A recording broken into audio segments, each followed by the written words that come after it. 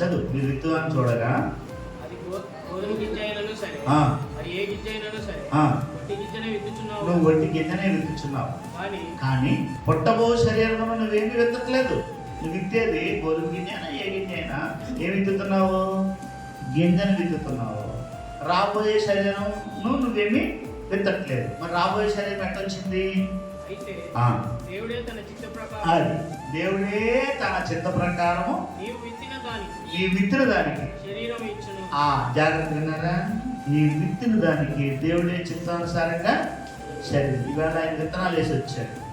రేపొద్దున విత్తనం కనపడదు, అది భూమిలో కూలిపోద్ది, అది కుళ్ళిపోద్ది. ఎల్లుండికి అవతల ఎల్లుండికి ఏం బయటకు వస్తుంది? వేరే శరీరం వస్తుంది దానికి. అర్థమైంది మీకు? ఏమొస్తుంది? వేరే రూపం వస్తుంది. గింజ కావాలని ఉండదు, అది కులిపోద్ది. కానీ వేరే శరీరం ఎవరిచ్చారది? దేవుడే దాని శరీరం దానికి ఇచ్చాడు. మృతుల పునరుత్థానం. అలాగే మనం పునరుత్థానం గురించి మాట్లాడుకుంటున్నాం. నిన్న గురువారం, శనివారం, శుక్రవారం మరణం గురించి మాట్లాడుకుంటాం, పునరుత్థానం గురించి మాట్లాడుకుంటాం. ఏంటది? మృతుల పునరుత్థానం అలాగే ఉంటుంది. ఎలా ఉంటుంది?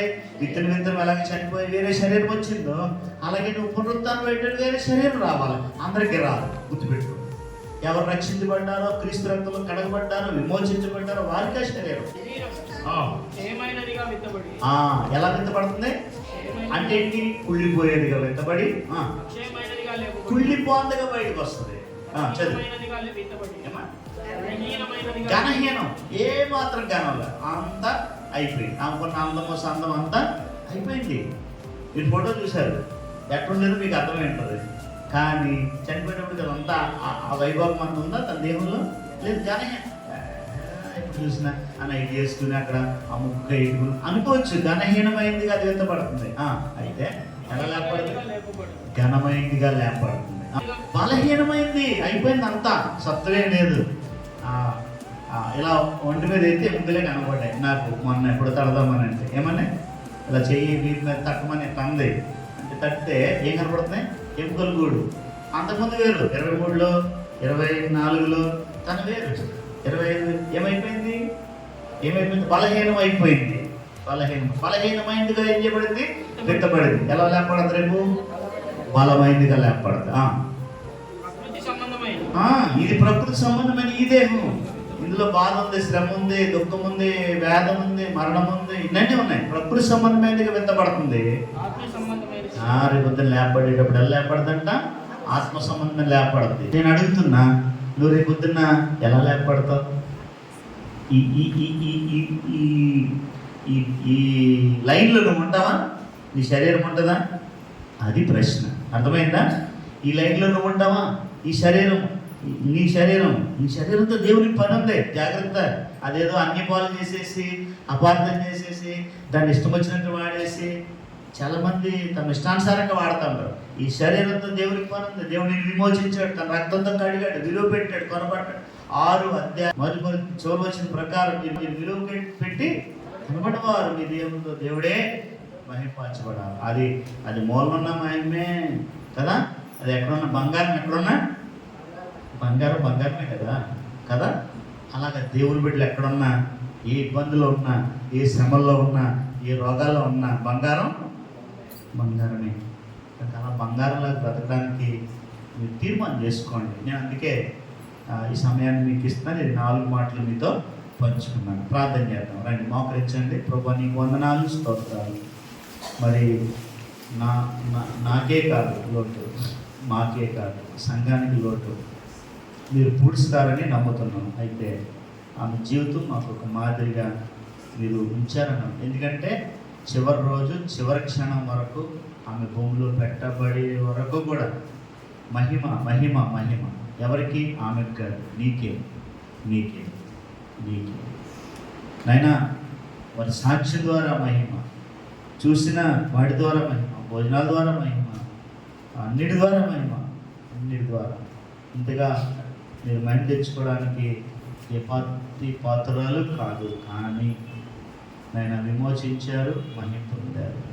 చావు మూలంగానైనా బ్రతుకు మూలంగానైనా క్రీస్తే నా శరీరంలో మహింపరచబడాలని అపోస్తలుని యొక్క కోరిక. కనుక నీ దాసులు కూడా అలా బ్రతికిందని నేను అనుకుంటున్నాను. నాతో భార్య భార్యగా నాతోనే భూమి మీద ఎక్కువ అనుబంధం కాబట్టి నేను ఎరిగిన కొన్ని సంగతులు ఈ బిడ్డలకి అవి ఆత్మీయ రోషాన్ని పౌరుషాన్ని పుట్టించి కసి పెంచి ప్రభు కొరకు జీవించాలా అనే ఆశలోకి తీసుకురావడానికి సంఘంలో ఉద్యమం రగులు కొలపడటానికి కారణంగా చేయలేను. గోధుమ గింజ చనిపోయింది, భూమిలో పడింది, విస్తారమైన ఫలింపు ఆమె జీవితం ద్వారా ఇప్పుడు దయచేయమని కోరుచున్నాను. ఎంతో వేదన పడింది సంఘంలో సంగతులు చూసుకొని, సంఘంలో వ్యక్తులు చూసి బలహీనమైపోయిన వారిని, వెనకబడిపోయిన వారిని, తొలగిపోయిన వారిని, దూరమైపోయిన వారిని తను తలంచుకుంటూ ఎంతో విజ్ఞాపన నేటి వరకు అంటే తను చనిపోయే వరకు చేస్తానే వచ్చింది. మరి ఇప్పుడు వాటి ఫలం చూడాలని ఆశపడుతున్నాం. బిడ్డలు కొంత సాక్ష్యం పంచుకోవాలని ఆశపడుతున్నారు. వ్యర్థమైన మాటలు వట్టివి మరి లేనివి ఏమీ లేకుండా చేయండి. నేను ఏది మాట్లాడుకున్నా యథార్థం వాస్తవం ఉన్నది చెప్పుకోవడానికి కృపనివ్వండి. వారి సాక్ష్యం పంచుకోవడానికి అది ఘనత ఆమె కొరకు కాదు, మా ప్రోత్సాహం కొరకు, అలాగే మా ఆత్మీయ జీవితం మేలుకొల్పు కొరకు, మా సంతోషం తృప్తి కొరకు ఈ సమయాన్ని ఇవ్వబోతున్నాం. బిడ్డలు ఓపిక కూర్చోడానికి లేదంటే ఏమి చెప్పాలో సంఘక్షేమం కొరకు వాటిని మాత్రమే పంచుకోవడానికి ప్రతి ఒక్కరిని ప్రేరేపించండి. లోకానుసారమైనవి, వ్యర్థమైనవి, అనవసరమైనవి ఏవి ప్రస్తావనకు రాకుండా తప్పించండి. యేసునామములో ప్రార్థిస్తున్నాం తండ్రి, ఆమేన్.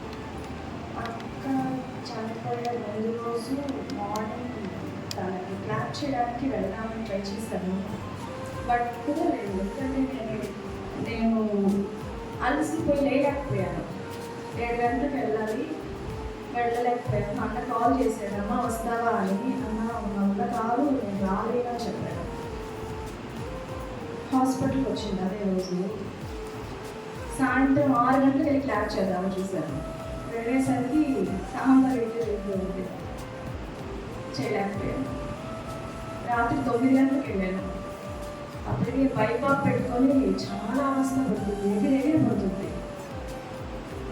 చేయలేకపోయాను. సరే పొద్దున్న 7 గంటలకు వస్తా ఉన్నాయని వెళ్ళిపోయాను. 6 గంటలకు లేచి 7:10 కాల్ చేశాను. చేస్తే ఎవరో ఫోన్ ఎత్తి అక్క ఏం చేస్తుంది అడిగితే అక్క చనిపోయింది అని చెప్తున్నాను.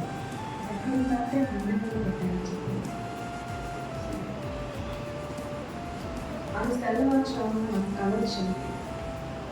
హాస్పిటల్కి వెళ్ళాను క్లాప్ చేయడానికి. హాస్పిటల్ ఎవరు లేదు, అన్న మాత్రమే కనిపించాడు.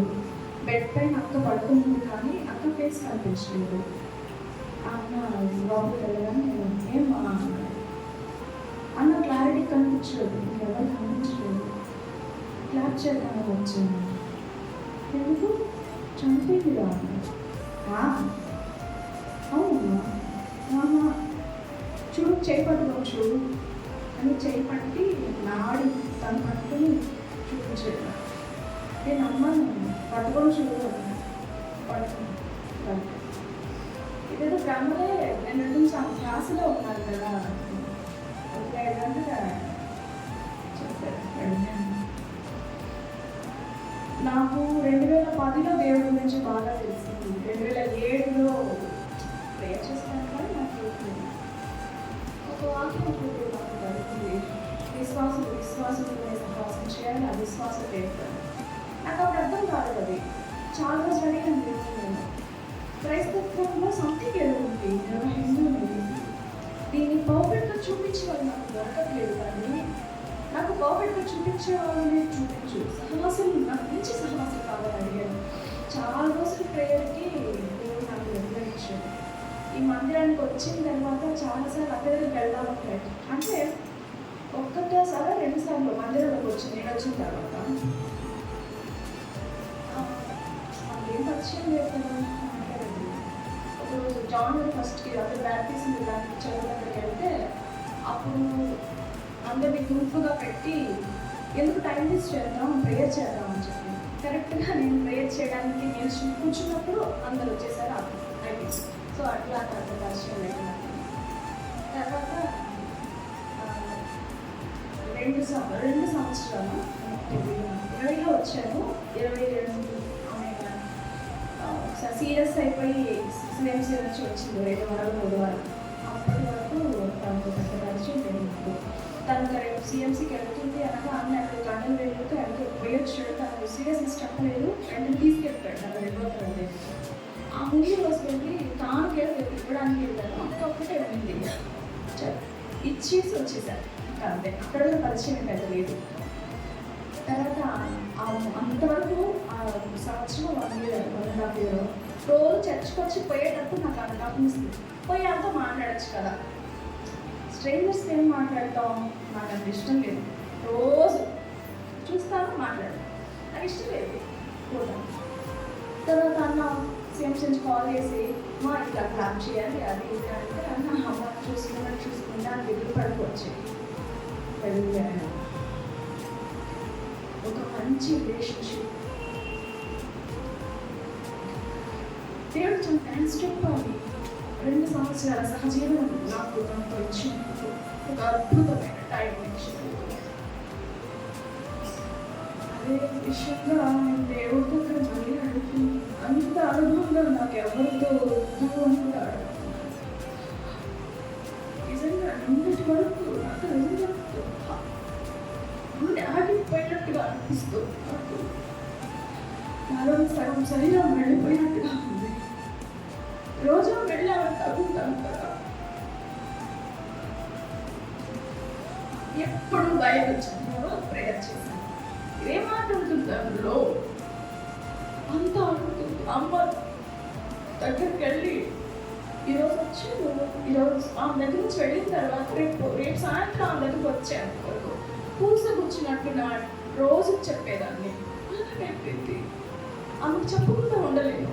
అందులో తప్పులేంటో ఉంటే ఫస్ట్లో కొంచెం సందేహించేది, ఈ బాబా బయట బాధపడుతుందేవాడు. తర్వాత లేదు, మొక్క మీదే కొట్టినట్టు చెప్పేది, ఇలా చేయకు, ఇలా ఉండకు, ఇవే నా డ్రెస్ వేరు బాగాలేకపోయినా ఒప్పుకోరు, అలంకరణలో బాగాలేకపోయినా ఒప్పుకోరు, మొక్క మీదే కొడుతుంది, మహమాటం ఏం లేదు. ప్రేయర్ గురించి చెప్తుంది, ఇలా ప్రేయర్ నేను ఎవరి దగ్గరైనా అబద్ధాలు చెప్పినా ఎవరైనా క్షమించడం చాలా ముఖ్యం. క్షమించడం చాలా కష్టమైన పని. అది నాకు ఎన్ని రోజులు నేర్పించిందో, అక్కడ నా వల్ల కాదు చేయాలి, లేకపోతే ఒక క్రిస్టియన్గా ఉండాల్సిన అవసరం లేదు. క్షమాపణ నేర్చుకో, ప్రేయర్ చేయలేదు ఫస్ట్. క్షమాపణ చాలా రోజులు ప్రాక్టీస్ చేయించింది, ట్రైనింగ్ ఇప్పించింది నాకు.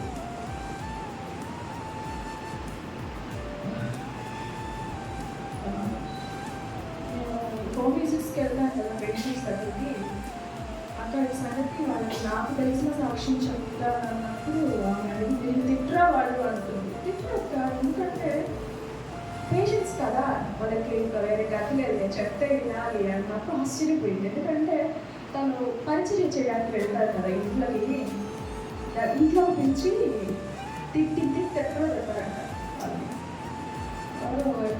ఏంటి కూడా మొఖాన్ని పోసినట్టు చెప్పింది అనుకుంటా, చదువు గుర్తులేదు. అంత సౌభాగ్యమైన స్థితి ఉంటుందంట.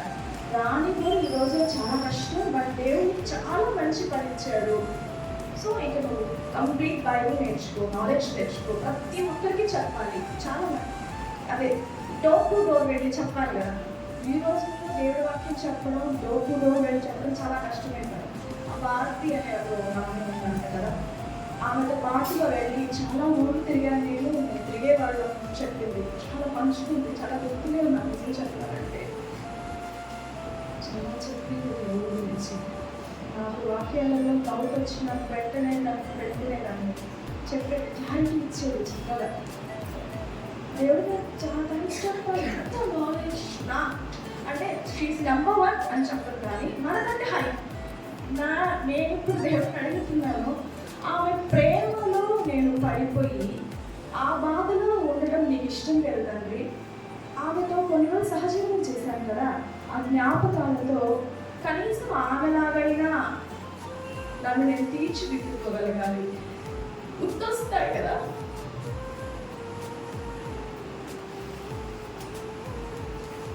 తల పగిలిపోయినట్టుగా ఉంటుంది.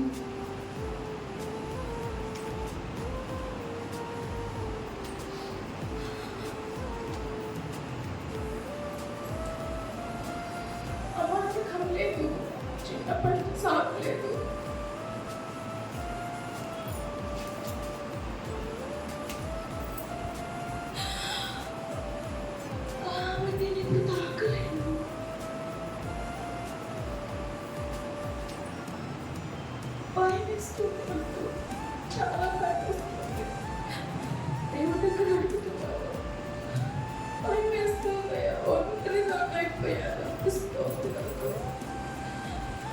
ఇష్టం లేదు. ఆమెను జ్ఞాపకం చేసుకుంటాను. రోజు నన్ను అడుగుతుంది కదా బైబిల్ చదువు. పిల్లల విషయంలో చెప్తుంది. పిల్లలు ఇప్పుడు ఎవరు తినను చిన్నప్పటి నుంచి నేర్పించాలి. చాలా బాధపడేది పిల్లల విషయంలో. పరిచర్య కోసం, సండే స్కూల్స్ కోసం, సండే స్కూల్ పర్ఫెక్ట్గా నడిపించడం కోసం, నా గురించి రోజు ప్రేయర్ చేసే మనిషిని పోగొట్టుకున్నానా? నేను దురదృష్టవంతురాలా అదృష్టవంతురాలా అర్థం కాస్తుంది. అదృష్టవంతురాలు, ఎందుకంటే దేవుడు అడిగాడు కదా నీలాగా నీ వాక్యం కోసం. అంటే తను చాలా మ్యాజిక్స్ ఉంటాయి బైబిల్లో. ఇలా కూడా బ్రతుకుతారా అనిపించేది నాకు. తను బ్రతికింది, నా దగ్గర కూడా చూపించింది. దేవుడిని మనం చూడలేదు కదా, తను చూస్తాను నేను. థ్యాంక్స్.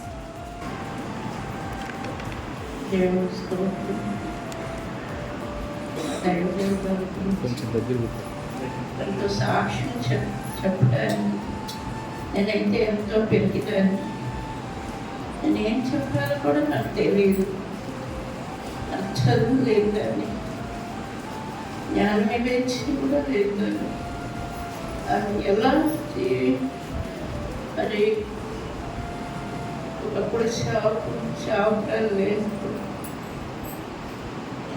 ప్రార్థన చేశాను, ప్రభా సంఘంలో మేమేమి నేర్చుకోలేనటువంటి బలహీనలు అయిపోయాము. అది సంఘం ఈ విధంగా మాకు సేవకురాలు కావాలా, సేవకుడు కావాలా, మేము ఆత్మీయంగా ఎదగాల, ఈ రాజ్యంలో మేము ఉండాలి. మరి ఇలాంటి బలహీన స్థితిలో మరి సేవకుడు లేకపోతే ఏం లేకపోతే మేము ఎలా ఆత్మీయంగా ఎదగాల ప్రభా అని ప్రార్థన చేసినప్పుడు మరి ఒకరోజు అన్నోళ్ళు అక్కడి నుంచి తణుకు నుంచి వచ్చారు, కండవేలు నుంచి. వచ్చిన తర్వాత ఆత్మ చెప్తుంది, వీరే మీ సేవకుడు కాదు, మీ కాపురి అన్నాడు. ఆత్మ ద్వారా దేవుడు మాట్లాడాడు. అప్పుడు అనుకున్నాను, ప్రభువా వీళ్ళైతే నడిపించి ఎంతో చల్లారిపోయిన స్థితిలో ఉన్నాం, పడిపోయే స్థితిలో ఉన్నాం. సేవకుడు మాకు త్వరగా ఆయన ఏ బిడ్డలో అయితే మాకు త్వరగా నడిపించి అన్నప్పుడు మరి అన్నోళ్ళు వస్తూ పోతామన్నాడు. మరి డెలివరీ అయినాక ఇద్దరు వచ్చిన తర్వాత ఎంతో సంతోషించేది.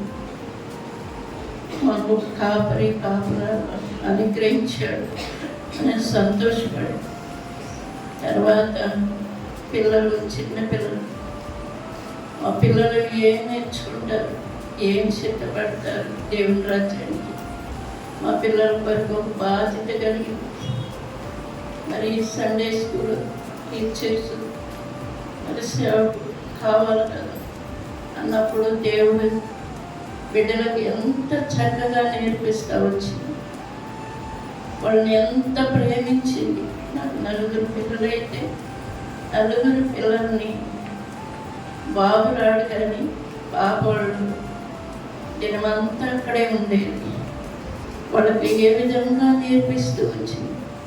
మరి చుట్టుపక్కల వాళ్ళు కూడా ఎంతగానో మా పిల్లల విషయంలో వాళ్ళ పిల్లలు ఎంత చక్కగా ఉండాలి, ఎంత పద్ధతిగా ఉండాలి, క్రమంగా వాళ్ళ సేవకురాలు ఎంత పద్ధతిగా నేర్పిస్తుంది, చాలా జాగ్రత్తగా ఉంటారు, అలా చేయరు అని ఎంతగా పక్కన వాళ్ళు అనుకుంటూ ఉండేది. అప్పుడు దేవుడు ఆమె ద్వారా మా పిల్లల్ని ఎంత చక్కగా సిద్ధపరిచాడండి, అంత చక్కగా సిద్ధపరిచాడు. వాళ్ళు వాటి విషయాలలో కూడా దేవుడు మరి ఎంతగా ఆమె ద్వారా నేర్పించి చక్కని మరి వాళ్ళ విభాషాలలో కూడా అంత బాధ్యతగా మరి ప్రార్థన చేస్తూ అన్నాక మరి ఆత్మీయంగా పెంచి ఈరోజు పిల్లలు మరి సంఘంలో మరి మా పిల్లలు పెద్ద దయ్యం అయితే ఎంత చక్కగా నేర్పించి అంత పద్ధతిగా నేర్పించి ఈరోజు వివాహం వేసిన తర్వాత అక్కడికి వెళ్ళినా కూడా ఎంతో మరి దైవజనురాలు ఎంత చక్కగా పెంచింది అని చెప్పి నేను అక్కడ ఆ పిల్లల్ని ఎంతగా మెచ్చుకునేవారు. అలాంటి పద్ధతిలో నేర్పించి ఆ పిల్లల్ని అంతగా ప్రేమించి ఎంతగా గద్దించినా కూడా కోపడినా కూడా అంతగా మళ్ళా ప్రేమించి దగ్గరికి తీసేది, అంత జాగ్రత్తగా పెంచింది. ఈరోజు మా పిల్లల స్థితిలో ఉందంటే ఆమె నేర్పించిన ప్రభు ప్రేమ, ఆమె ఏ విధంగా నేర్చుకునేదో ప్రభు దగ్గర అలాగే మా బిడ్డలను పెంచింది. అంతేకాకుండా దేవుని మందిరంలో బిడ్డ ఒక ప్రార్థన చేసినా కూడా ఎంతగా ఆత్మీయంగా ఎంతగా బిడ్డలకి నేర్పించి ఇలా చేయాల ప్రార్థన అని నేర్పించేది అన్నమాట. మా పిల్లలకి అస్సలు ప్రార్థన చేయటానికి కూడా చేత కాదు, అలాగే నేర్పించి ఎంత ఆత్మీయంగా పెంచింది. పిల్లలు పాట పాడినా కూడా ఆ పాట ఏదైనా తప్పుపోయినా కూడా అప్పటికప్పటికే ఖండించేది, అట్లా పాడబాకు అని గద్దించేది.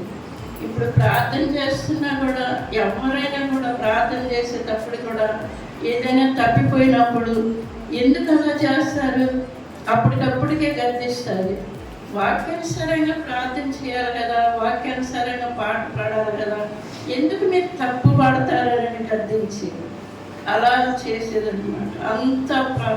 అంత ఖచ్చితంగా మరి వాక్యం నేర్పించేది కానీ వాక్యం పాట పాడేది కానీ అంత చక్కగా నేర్పించింది. అలాగే కాకుండా నా విషయంలో కూడా ఎన్నోసార్లు ఇంట్లో శ్రమ కలిగినప్పుడు వెళ్ళినప్పుడు అక్క ప్రార్థన చేసుకో, దేవుడు సహాయం చేస్తాడు, దేవుడు నీకు తోడై ఉంటాడు, మరి ప్రార్థనలోనే కదా మనకి అన్నీ సగపడేది, ప్రార్థన చేసుకోక అని నాకు చెప్పేది.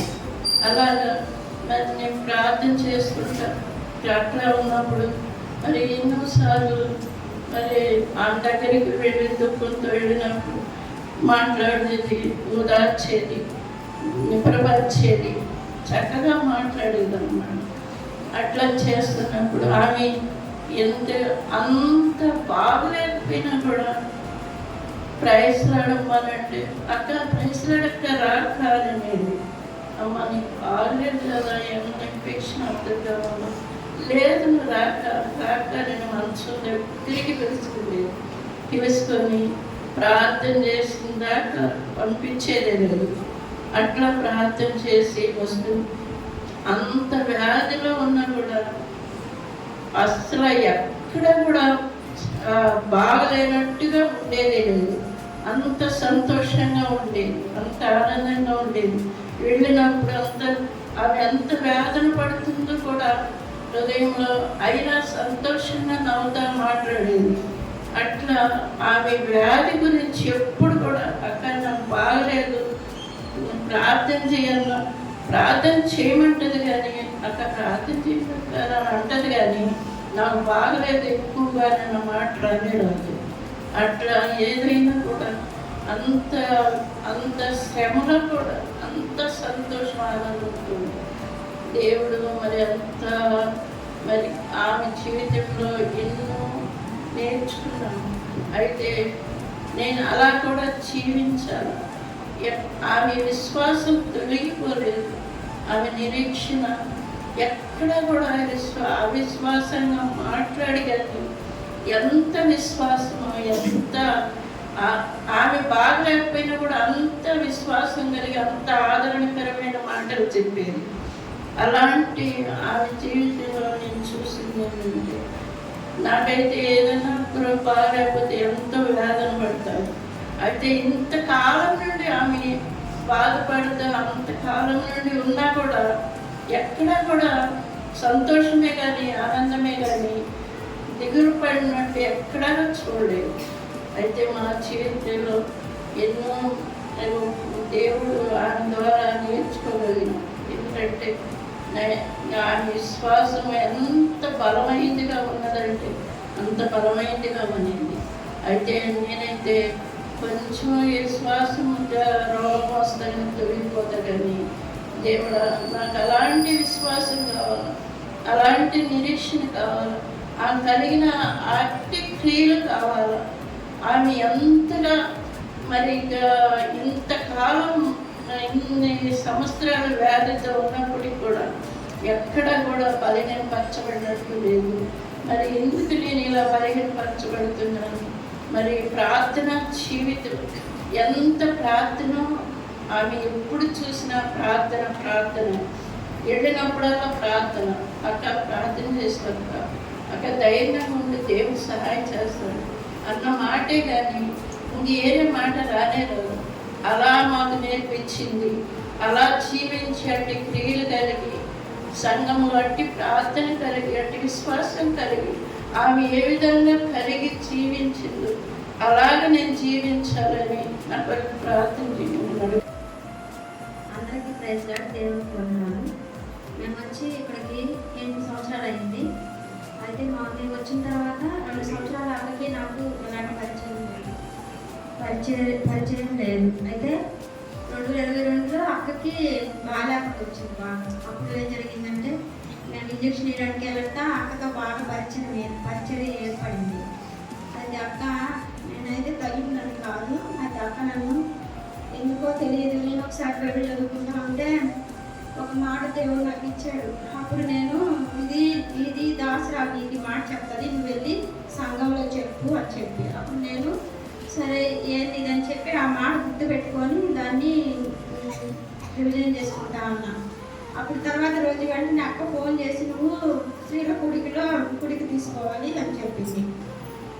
అప్పుడు నేను ఆలోచించాను, నాకు ముందాడే ఇట్లా దేవుడు చెప్పాడు కదా అని చెప్పి నేను సరే అక్క అని చెప్పి అన్నాను. అప్పుడు నన్ను అక్క సంఘంలో స్త్రీల కుడికి తీసుకోమని బలపరిచింది. తర్వాత మళ్ళీ వచ్చి నాకు ఒక పుస్తకం ఇచ్చింది అక్క. నా దేవుడు నా దేశంని బుక్ ఇచ్చింది. 2 వారాల్లో చదివి మళ్ళీ నాకు తెచ్చి నేను చదువుకోవాలి. అది గమాలయంలో చదివిన పుస్తకం అంట. అది నాకు ఇచ్చింది చదవమని. నేను చదివి మళ్ళీ అక్కడ తెచ్చిచ్చాను. మరి నా దగ్గర 2 బుక్స్ ఉంటే మళ్ళీ అక్కడికి ఇచ్చాను. ఇట్లా ఉండాలి, ఇట్లా అక్కడ చూసి నేను ప్రార్థన చేయడం నేర్చుకున్నాను. తర్వాత అక్క బైబిల్ అయితే 1 ఇయర్లో కంప్లీట్ చేయాలని చెప్పింది. 1 ఇయర్లో కంప్లీట్ చేసేదాన్ని. అందరికి చెప్పింది అట్లాగే స్త్రీలకి 1 ఇయర్లో కంప్లీట్ చేయాలి. ఎవరు చేయలేదు. స్త్రీల కొడుకు ఒకసారి వచ్చింది. అప్పుడు అడిగింది ఎవరు కంప్లీట్ చేశారని. ఇంకా ఉంది అని చెప్పారు అందరూ. అది ఒకసారి బలపరిచింది. తర్వాత మాకు గ్రామాల పరిచర్యలో అక్క అడిగింది ఎవరు వెళ్తారు అనేసి. ఇట్లాగా అక్కడ ఎస్టీ కాలనీ ఉంది, ఆ కాలనీకి ఎవరు వెళ్తారు, ఎవరు అక్కడ చాలా మంది పిల్లలు ఉన్నారు అని చెప్పింది అక్క. చెప్పినప్పుడు సరే అని చెప్పి మేము చాలా రోజులు చెప్పలే అక్కకి, గమ్ముగానే ఉన్నాం. తర్వాత మేము ముగ్గురివి మళ్ళీ సరే అక్క మేము వెళ్తామని చెప్పి జనవరి 13 నుంచి మళ్ళీ మేము ముగ్గురు వెళ్ళడం స్టార్ట్ చేశాము. అది కూడా అక్కే మమ్మల్ని రమ్మని చెప్పింది. అట్లా వెళ్ళాము. ఇట్లాగా అక్క దగ్గర నుంచి చాలా నేర్చుకుంటా వచ్చాము. ఎన్నో మాకు ఆత్మీయంగా మా కుటుంబంలో ఎప్పుడైనా ఇబ్బంది కలిగినప్పుడు అక్క ఫోన్ చేసేది, ఎందుకు ఈ వారం రాలేదు అని చెప్పి అడిగేది. అయితే అప్పుడు ఎందుకు రాలేదంటే ఇలా పని ఉందక్క అని చెప్తే సరే అని చెప్పేది. మళ్ళీ తర్వాత వారం వచ్చేది అక్క కోసమైనా రావాలని. శనివారం వెళ్ళేసి మేము స్త్రీల కొడుకు అయిపోయిన తర్వాత అక్క దగ్గరికి వెళ్ళి కూర్చొని మాత్రం ముగ్గురు వెళ్తాము. శాంతి, నేను, అనుష వస్తుంది, ఒకసారి పీపే వస్తుంది. ఇలా 4 వెళ్ళేసి అందరం ప్రార్థన చేయించేది. అందరి దగ్గర ప్రార్థన చేయించేది, అందరితో మాట్లాడేది. అప్పుడు మా కుటుంబ విషయాలన్నీ మేము పంచుకుంటా ఉండేది.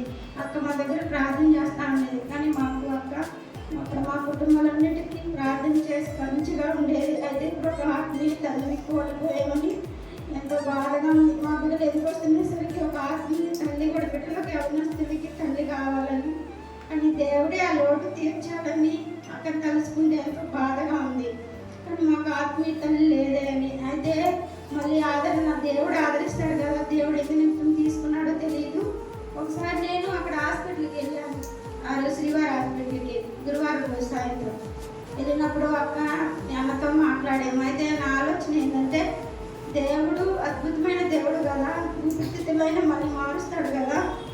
అద్భుతం చేయాలని అక్కనేమన్నా ఇలా ఇంకా తన రూపంలో తెచ్చుకోవాలని ఏమన్నా చేస్తున్నాడేమో అని చెప్పి ఆ సాయంత్రం నేను నా మనసులో అనుకుంటా ఇంటికి వెళ్ళిపోయాను. తర్వాత మళ్ళీ 1:30 మళ్ళీ ఆయనకు ఫోన్ చేశారు చనిపోయిందట అని. సరే దేవుని చిత్తము, దేవుని ఆలోచనలు వేరు కదా, మన ఆలోచనలు వేరు కదా, దేవుడి నిమిత్తం అక్కడ ఇలా తీసుకున్నాడు అని చెప్పి ప్రార్థన చేసుకుంటూ వచ్చాను. సమయం ఇచ్చినందుకు మీకు అనుకున్నాను. సిస్టర్ నాకు చిన్నప్పటి నుంచి తెలుసు. ఆమె చిన్నపిల్లప్పటి నుంచి కూడా నేను చూస్తూ ఉండేదాన్ని. ఆ పాత మందిరానికి వెళ్ళేదాన్ని కదా నేను కూడా. అక్కడ ఉన్నప్పుడు అక్కడికి వాళ్ళు ఫ్యామిలీ వస్తూ ఉండేవాళ్ళు.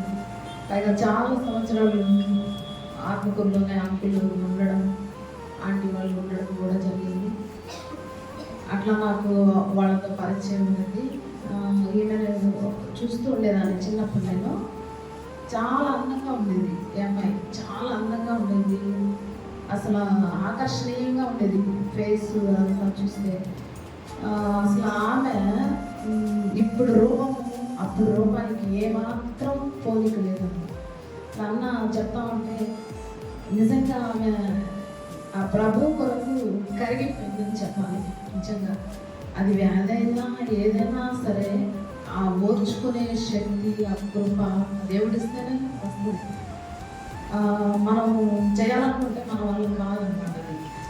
అట్లా ఆమె ఒక స్పెషల్గా దేవుడు ఆమెను క్రియేట్ చేసుకున్నాడు అని నేను నమ్ముతున్నాను. నా బ్యాడ్ లక్ ఆమె చివరి చూపు ఆమె నేను చూడలేకపోయాను.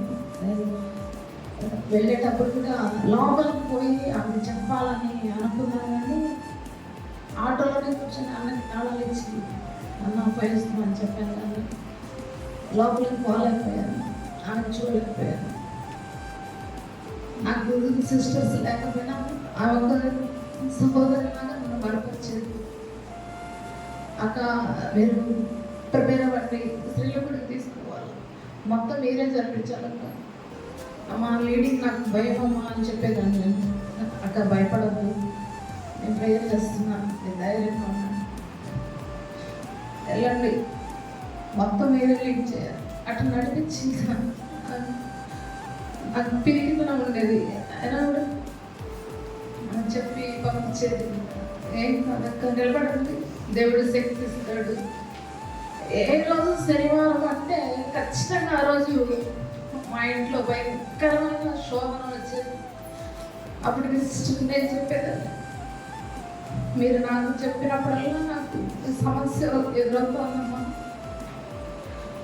ఎట్లా చేయాలమ్మా అంటే ఏం కాదక్క మీరు నిలబడండి, దేవుడు సహాయం చేస్తాడు, మీరు నిలబడండి, మీరు వెను తిరగొద్దు, నిలబడండి అని చెప్పేదాన్ని. ఎంత బాధలో ఉన్నా నన్ను ఓదార్చేది ఆమె. నన్ను ఓదార్చి నా పరిస్థితిని బట్టి నన్ను ధైర్యపరిచి, అంతేకాకుండా నా పిల్లల విషయంలో కూడా మహిమని కానీ సన్నీని కానీ చక్కగా పెంచింది ఆమె. సండే స్కూల్లో ఈరోజు పాప వేరే స్టేట్లో ఉన్నా, వేరే దేశంలో ఉన్న ఒక మంచి సాక్ష్యం బిడ్డ సంపాదించుకోగలుగుతుందంటే అది కేవలం ఈ సండే క్లాస్లో సిస్టర్ దగ్గర నేర్చుకునిందే. పాప 119వ కీర్తన మొత్తం అప్పచెప్పింది మహిమ. అంత చక్కగా నేర్పించింది, ఎలా ఓర్చుకోవాలో నేర్పించింది, ఎలా మాట్లాడాలో, ఇతరులను ఎలా ప్రేమించాలో, అవన్నీ ఇప్పుడు పాప జీవితంలో ప్రాక్టికల్గా జరుగుతూ ఉన్నాయి అన్నమాట. అంతేకాకుండా నేను ఏం చేస్తానంటే,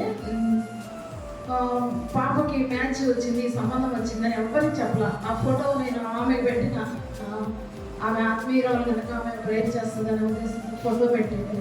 ఫోటో చూస్తా నేను నాకు మెసేజ్ పెట్టింది, అక్క ఆ అబ్బాయి ఫేస్లో నిజమైన ఒక విశ్వాసలాగా మంచి గ్లో ఉంది, ఆత్మీయమైన వెలుగు ఉందక్క, ఖచ్చితంగా ఈ మ్యాచ్ని సెటిల్ చేసుకోండి, ఈ పెళ్ళి జరగదు, ఖచ్చితంగా వదిలిపెట్టద్దు అని చెప్పిందా. మంచి ఒక సందేశం ఇచ్చింది దేవుని బిడ్డగా. ఆమెకు ఒక్కదానికి నేను ఆ ఫోటో పంపించినాను. ఆమె దగ్గర నుంచి ఏం మాట వస్తుందో విని తర్వాత ముందుకు ప్రొసీడ్ అవ్వడం అనుకున్నాను.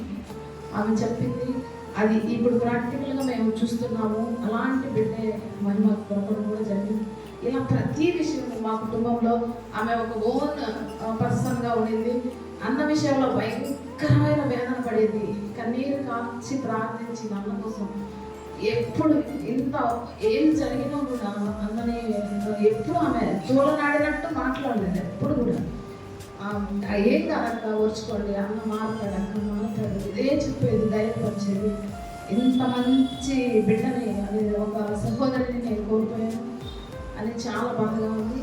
కానీ ఆమె ఇచ్చినటువంటి ఇంప్రెషన్ దాన్ని బట్టి ఆ యొక్క అనుభవాలన్నీ నేను నెమరు వేసుకుంటూ నా ఆత్మీయ జీవితంలో నేను ఎదగాలని సంఘానికి నేను ఉపయోగపడాలని ఒక తీర్మానం నేను చేసుకుంటూ ఎన్ని సమస్యలు వచ్చినా నీ ఆత్మీయ జీవితంలో వెనుక తిరిగి చూడకూడదని నిర్ణయించుకుంటూ